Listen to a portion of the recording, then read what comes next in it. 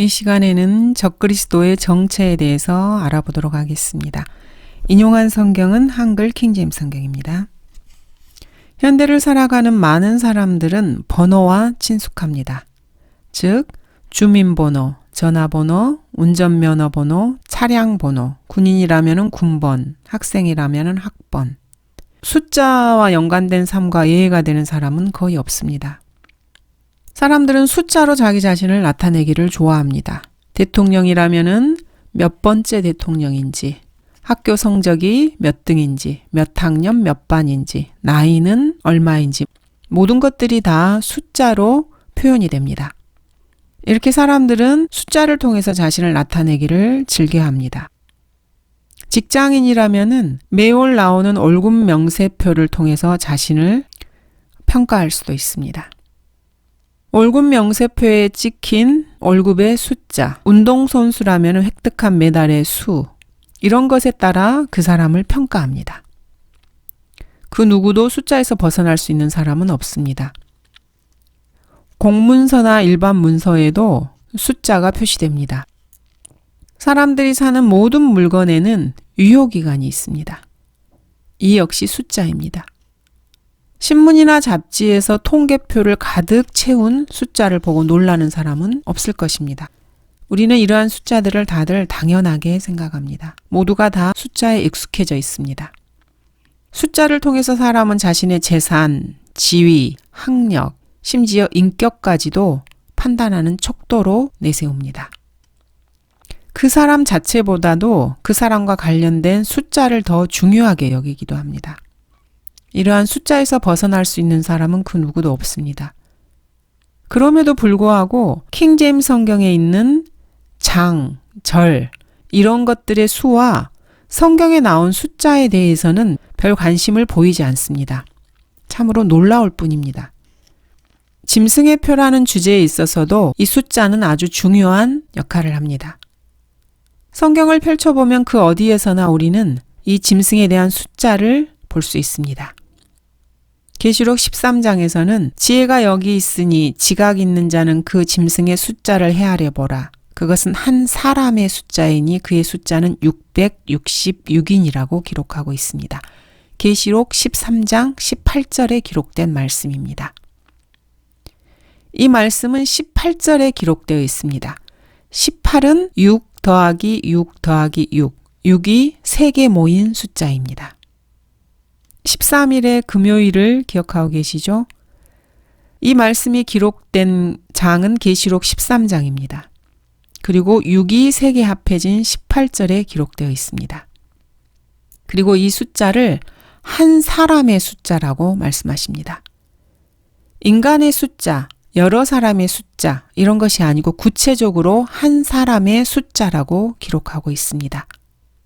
루터와 칼빈 그 이후의 개혁주의 신학자들은 이 짐승을 교회 또는 교황들로 동일시했습니다. 이 짐승이 로마 교회와 교황과 관련이 있다는 것은 분명한 사실이지만 짐승 자체가 로마 교회는 아닙니다. 왜냐하면 분명히 한 사람의 숫자라고 기록되어 있기 때문입니다. 그러므로 이 짐승을 로마 교회라고 할 수는 없습니다. 자기의 정체를 가리는 적그리스도에게 속는 것입니다. 666이라는 숫자는 계시록 10장 말고 성경의 다른 곳에서 2번 더 언급됩니다. 솔로몬에게 바쳐진 금의 무게를 잴 때 666 달란트라고 나옵니다. 1년 동안 솔로몬에게 들어온 금의 무게가 금 666 달란트인데 666, 666이 솔로몬과 연관되어서 나옵니다. 이 구절이 역대기하 9장에 나오는데 9장 몇 절에 나올 것 같습니까? 한번 여러분이 추측해 보시기 바랍니다. 13절입니다. 이상하지 않습니까? 또 한 번 666이라는 숫자는 에스라 2장에 나옵니다. 2장 몇 절일 것 같습니까, 여러분? 네, 맞습니다. 13절입니다.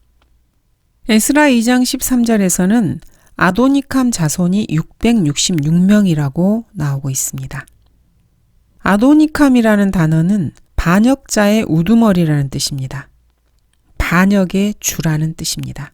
적그리스도에 대해서 직접적으로 언급하고 있는 말씀입니다. 13절에 나오고 있습니다. 이러한 숫자들이 모두가 다 우연이라고 생각하십니까? 그리고 이 이름은 에스라 2장의 이 명단에서 13번째로 소개되는 이름입니다. 예수 그리스도의 제자였으나 나중에 예수님을 배반한 유다 이스카리옷은 예수 그리스도를 한 번도 자신의 주라고 불러본 적이 없고 단지 선생님이라고 불렀습니다. 그런데 요한복음에서 예수님을 선생님이라고 유다는 불렀습니다. 과연 몇 장 몇 절에서 그랬을까요? 맞습니다. 13장 13절입니다. 이렇게 계속해서 적그리스도와 관련된 구절에서 13이라는 숫자가 등장하고 있습니다. 예수님께서는 너희는 나를 선생이라 또 주라 부르니 너희 말이 옳도다 이렇게 말씀하셨습니다. 여기서 유다 이스카리옷을 가리키는 말씀입니다. 유다 이스카리옷은 영어로 그 철자 역시 13개입니다. 또한 요한복음 13장 26절, 즉 26은 13이 2개 모인 것입니다. 13 더하기 13은 26입니다. 이 26절에서 내가 빵 한 조각을 적셔서 주는 자가 그니라고 하시고 빵 한 조각을 적셔서 시몬의 아들 유다 이스카리옷에게 주시니라 이렇게 기록되어 있습니다. 즉 사탄이 유다에게 들어간 구절이 바로 13장 26절, 13이 3개가 모여있는 구절입니다. 이것을 우연이라고 생각하십니까? 성경의 숫자들을 유심히 살펴본다면 숫자에 관한 연구는 충분히 할 수 있습니다. 성경의 장, 절을 구분한 것은 16세기에 스테파누스가 한 일입니다. 그렇다면 이것이 뭐가 그렇게 중요할까요? 성령님의 간섭이 없었다면 이러한 놀라운 우연의 일치가 계속해서 나올 수 있었을까요? 성경의 숫자는 중요합니다. 숫자에 진리가 담겨 있기 때문입니다. 성경에서는 그 짐승의 숫자를 헤아려 보라고 공고하고 계십니다. 그러므로 666 외에 그 사람에 관한 숫자를 계속해서 연구를 해야 할 필요가 있습니다. 계시록 16장 13절에서는 사탄의 삼위일체, 즉 불결한 삼위일체가 나옵니다. 용과 짐승과 거짓 선지자의 관계가 나오고 있습니다. 이렇게 6과 13이라는 숫자는 적그리스도와 관련된 사탄과 관련되어서 성경에서 많이 나오는 숫자입니다. 또 내가 보니 개구리 같은 더러운 새 영이 용의 입과 짐승의 입과 거짓 선지자의 입에서 나오는데 용, 짐승, 거짓 선지자, 사탄의 삼위일체입니다. 이들의 입에서 개구리 같은 더러운 세 개의 영이 나오는 것입니다. 6과 13과 관련된 성경 구절들을 좀 더 살펴보도록 하겠습니다. 먼저 적그리스도, 즉 짐승과 관련된 구절들을 보겠습니다. 마가복음 13장 6절입니다. 많은 사람이 내 이름으로 와서 말하기를 내가 그리스도라고 말하며 많은 사람을 미혹하리라. 즉 많은 적그리스도들이 나타난다는 말씀입니다. 마가복음 13장 6절에 나온 말씀입니다. 다음은 계시록 2장 13절입니다. 내가 너의 행위와 내가 거하는 곳을 아노니 곧 그곳은 사탄의 자리가 있는 곳이라. 내가 나의 이름을 굳게 붙들어서 심지어는 나의 신실한 순교자 안티파가 너희 가운데 곧 사탄이 거하는 곳에서 죽임을 당하던 그날들에도 나의 믿음을 부인하지 아니하였도다. 사탄이 거하는 곳이라는 말씀을 계시록 2장 13절에서 말씀하고 계십니다. 사탄의 삼위일체가 나오는 부분 계시록 13장 6절을 다시 한번 보겠습니다. 그 짐승이 입을 벌려 하나님을 대적하여 모독하되 그의 이름과 그의 성막과 하늘에 거하는 자들을 모독하더라. 사탄의 삼위일체 중에서 짐승에 관련된 내용입니다. 13장 6절에 나오고 있습니다. 앞에서 살펴본 대로 에스라 2장 13절에서는 아도니캄의 자손이 666명이라고 나오고 있습니다. 그리고 역대기하 9장 13절에서는 솔로몬에게 바쳐진 금의 무게가 666달란트라고 말씀하고 계십니다. 사도행전 6장 13절을 보겠습니다. 거짓 증인들을 세우니 그들이 말하기를 이 사람이 이 거룩한 것과 율법을 거슬러 모독하는 말을 끊임없이 하였으니 13절에 거짓 증인들이 나옵니다. 13 더하기 13 마태복음 26장 65절을 보겠습니다. 대제사장이 자기 옷을 찢으며 말하기를 저 사람이 하나님을 모독하였으니 우리에게 무슨 증인들이 더 필요하리요. 보라, 너희는 방금 그가 하나님을 모독하는 것을 들었도다. 거짓 제사장인 카야파가 대제사장이신 예수님을 모독하는 말들로 고소하고 있습니다.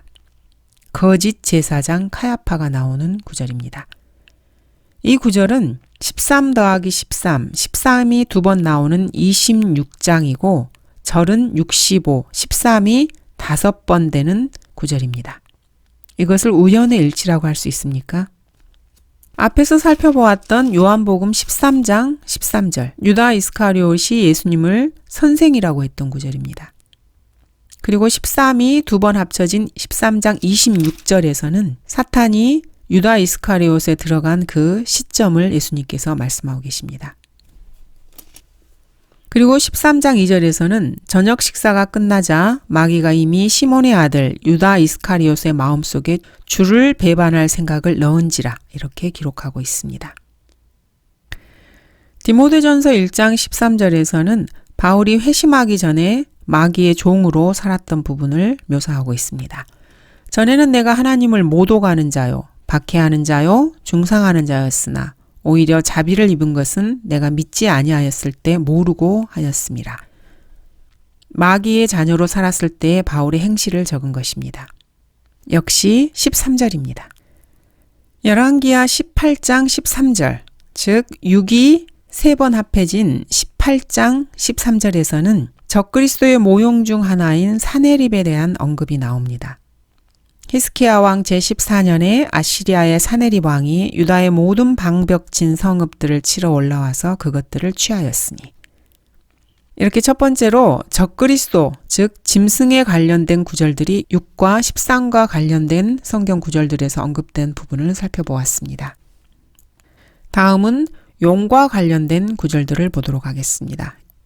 역시 13, 6이라는 숫자와 관련된 구절에 나옵니다. 용과 관련된 구절 창세기 13장 13절부터 보도록 하겠습니다.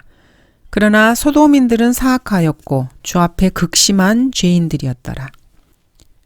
첫 번째 언급의 법칙에 따라서 성경에서 죄인들이라는 말이 처음 등장하는 곳이 바로 이곳입니다.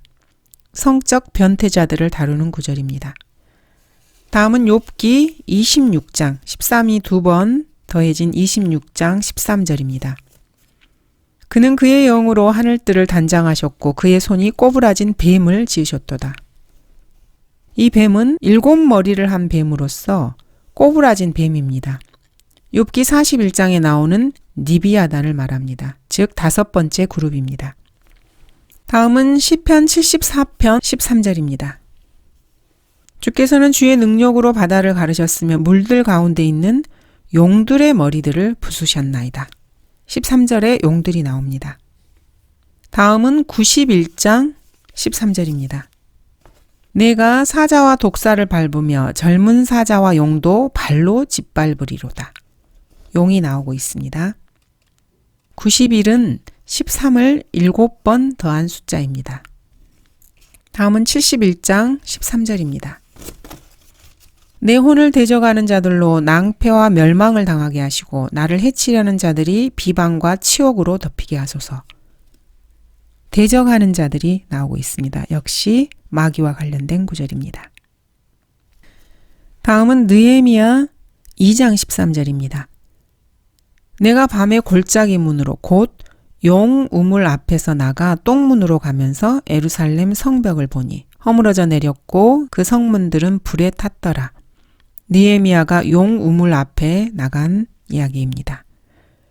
다음은 이사야 14장 13절입니다.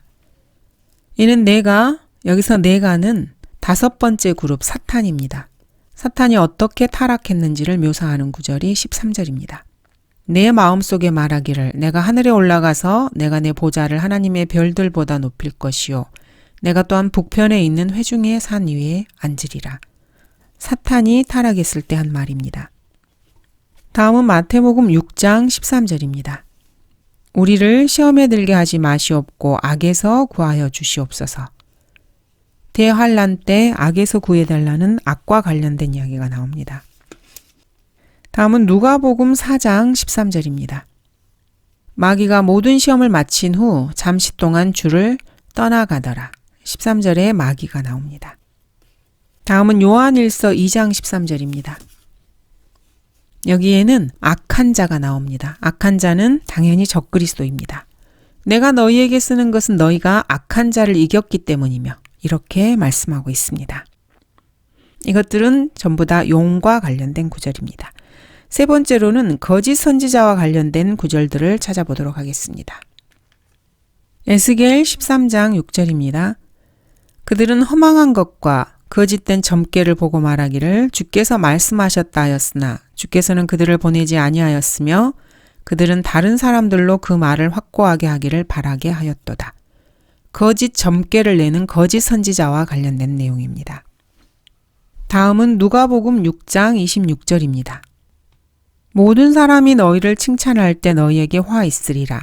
이는 그들의 조상도 거짓 선지자들에게 그렇게 하였기 때문이라. 거짓 선지자가 나옵니다. 다음은 사도행전 13장 6절입니다. 그 후에 그 섬을 가로질러 파포까지 가서 한 유대인 거짓 선지자인 요술사를 만났는데 그의 이름은 바에수더라. 사도행전 13장 6절에 거짓 선지자인 요술사가 나옵니다. 그리고 앞에서 읽었던 계시록 16장 13절에는 사탄의 삼위일체인 세 영, 용과 짐승과 선지자가 나옵니다. 다음은 사탄을 따르는 추종자들과 관련된 구절들을 보도록 하겠습니다. 첫 번째는 신명기 13장 13절입니다. 벨리알의 자식들인 어떤 사람들이 너희 가운데서 나가 그들의 성읍의 거민들을 끌어내어 말하기를 우리가 가서 너희가 알지 못하는 다른 신들을 섬기자 한다 하거든. 여기서는 벨리알의 자식들, 즉 사탄의 자식들과 다른 신들에 대한 이야기가 나옵니다. 다음은 재판강기 20장 13절입니다. 벨리알의 자식들이 나옵니다. 그러므로 이제 기브아에 있는 벨리알의 자식들인 그 사람들을 우리에게 넘겨주어 우리가 그들을 죽여 이스라엘에서 악을 제하게 하라. 다음은 느헤미야 6장 6절로 느헤미야가 성벽을 건축하는 것을 방해하는 무리들의 말입니다. 이방 가운데 알려졌고 가스무도 말하는 바는 너와 유대인들이 모반을 생각한다는 것인데 내가 성벽을 건축하는 까닭은 그 말대로 내가 그들의 왕이 되려는 것이라. 산발랏이 느헤미야에게 보낸 편지의 내용입니다. 다음은 골로새서 1장 13절입니다. 그분께서 우리를 흑암의 권세로부터 구하여 내셔서 그분의 사랑하는 아들의 나라로 옮겨주셨으니 흑암의 권세가 언급되고 있습니다. 디모데전서 1장 13절을 보겠습니다. 전에는 내가 하나님을 못 오가는 자요 박해하는 자요 중상하는 자였으나 오히려 자비를 입은 것은 내가 믿지 아니하였을 때 모르고 행하였습니다. 바울이 마귀의 자녀였을 때 행한 행실을 기록한 구절입니다. 디모데후서 3장 13절을 보겠습니다. 악한 사람들과 사기꾼들은 더욱 악해져서 속이기도 하고 속기도 하리라. 다음은 여호수아 6장 26절입니다. 이 여리코 성읍을 일으켜 세우는 사람은 주 앞에 저주를 받으리라. 그가 그 기초를 놓을 때는 그의 첫째 아들을, 그가 그 문들을 세울 때는 그의 막내 아들을 이르리라. 그 외에 13과 관련된, 6과 관련된 구절들을 살펴보도록 하겠습니다. 갈라디아서 3장 13절에서는 그리스도인들을 율법의 저주에서 해방시키는 내용이 나옵니다. 그리고 구약의 마지막 책인 말라키는 저주라는 말로 끝납니다. 말라키는 구약에서 39번째 책입니다. 다음은 신명기 27장 13절, 이곳에도 저주라는 말이 나옵니다. 또 이들은 저주하기 위하여 에발산에 설지니. 저주가 나오는 구절입니다. 에레미야 26장 6절입니다. 26은 13이 두 번 더해준 숫자입니다. 그때는 내가 이 집을 실로같이 만들며 이 성읍은 땅의 모든 민족들에게 저주가 되게 하리라. 저주가 나오고 있는 구절입니다. 다음은 열왕기하 22장 13절입니다. 이는 우리 조상들이 이 책의 말씀들에 경청하지 아니하였고 우리에 관하여 기록된 모든 것을 따라 행하지 아니하였으므로 우리에게 발하신 주의 진노가 크심이라. 구약의 마지막 구절인 말라기 4장 6절입니다. 그가 아비들의 마음을 자식들에게로, 자식들의 마음을 그들의 아비들에게로 돌이켜 내가 와서 땅을 저주로 치지 않게 하리라. 저주로 끝나고 있는 구절입니다.